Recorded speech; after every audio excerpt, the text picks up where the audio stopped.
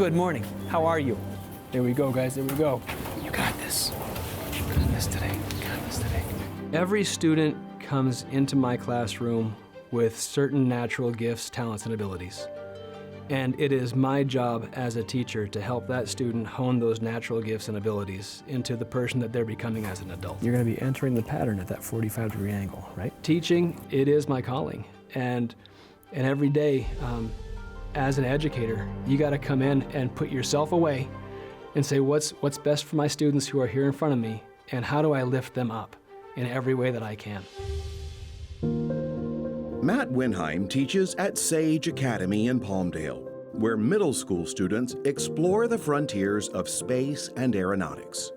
5 goes into 33 6 times? My subject area that I'm teaching with them is mathematics. 6 times 5 is 30. Oh, you're right, it does. My elective that I'm teaching with them is the aviation and the planes and the drones. So how do I use that aviation and planes and drones environment to show them the hands-on application of the mathematics so that they can become problem solvers, whether they're interested in aviation, aeronautics, or not? That they can understand that they have the capacity within themselves to do amazing things, to solve complex problems. And you know what? You could even learn how to fly a plane, because this simulator works just like the real thing. Looks like you're going to have a heading of about 110 degrees. Perfect. Look at that. Outstanding. Well done. Well done. Matt's dedication to his students and to the profession earned him one of education's highest honors, 2025 California Teacher of the Year. He was one of 5 teachers recognized across the state and the only one to earn a nomination at the national level. It's an incredible honor to have been selected.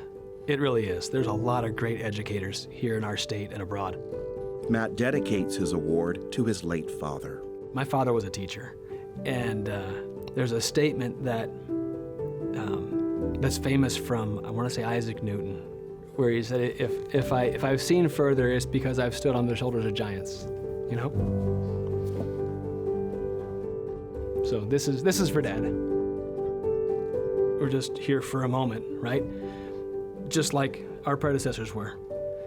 And we get to be those shoulders now for our students to stand on. With that being said, there are students who we have to lift up, and they're not going to reach their full potential unless we actually do. Looks like you made it. Yeah, want to do it again? Yeah. Go for it, man. Drop 11. What I find most rewarding is when a student honestly believes they cannot do something, and then through a couple of activities with them, they turn around and say, oh, wait, I can do it. I can do it now.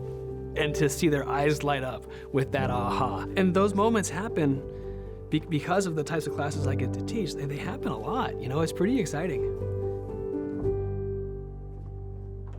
Prior to becoming an educator, I had the opportunity to join the Air Force. I spent 4 years assigned here at Edwards Air Force Base. I was working on avionics systems. It was during a training session when he had his own aha moment.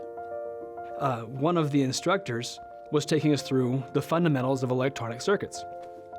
And through the lesson, it was very clear that he was showing us basically algebra, but it was applied to these electrical circuits. And there was this aha, I was like, wait a minute. And it completely floored me, because not only was I understanding the mathematics, but I was seeing that there's an application for it. And that kind of, it stuck with me for years. He began to question whether he was on the right trajectory in life. You know, when you're a young man, you're kind of searching around, what's my purpose gonna be? What am I gonna do with my life? You know, that kind of thing. And even though I loved airplanes, it was kind of a calling of God on my heart. It was like, well, go teach math. I was like, I don't know math. Well, it's like, you got this GI Bill. How about go back to school, learn the mathematics, and become a math teacher, right? And so I got my honorable discharge from the Air Force, and from that moment forward, I've given my time and my efforts to education, and I consider it an extension of my duty to my country, right? My duty to my community, to doing whatever I can to make this world a better place, my little section of it a better place. This is not easy. All right, I'm very proud of you.